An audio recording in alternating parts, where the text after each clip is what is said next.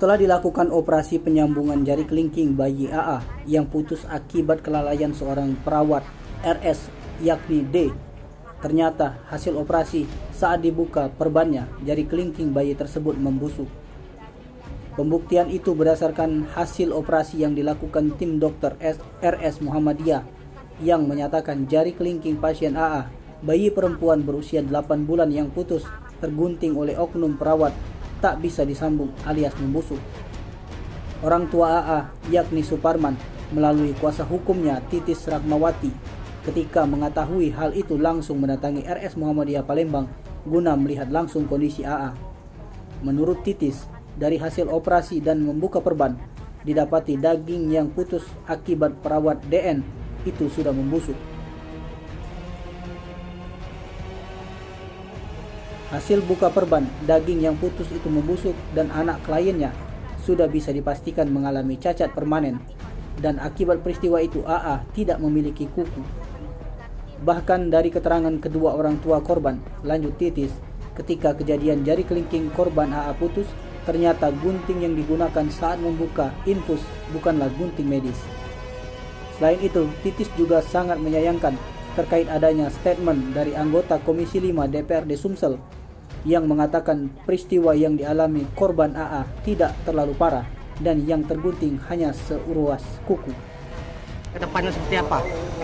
Baik, jadi pada saat hari ini adalah dibuka perban. Karena kan kemarin ketika hari Jumat kan dilakukan operasi penyambungan. Nah, setelah dibuka hari ini ternyata tidak bisa disambungkan. Yang daging yang sudah terpotong tadi tidak bisa disambungkan dan membusuk. Menurut orang tuanya tadi ketika ditunjukkan dokter, dagingnya itu membusuk, hitam gitu. Jadi saraf yang untuk sambung itu udah nggak bisa terkonekting lagi karena membusuk.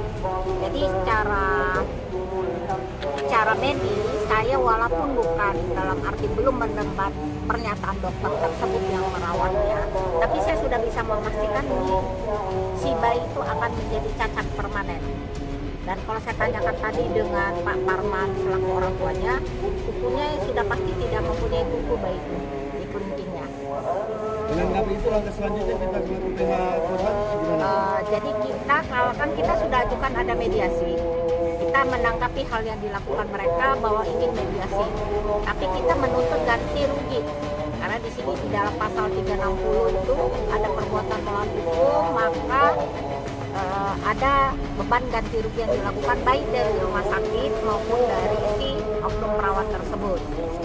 Dan ganti rugi itu kita sudah ungkapkan, mereka masih proses untuk memenuhi atau tidak, seperti itu. Kalau memang tidak terpenuhi, kami akan lakukan segera melakukan gugatan perdata. Bu, untuk tanggapan untuk kan tersangka sudah ditahan, tanggapannya apa Bu?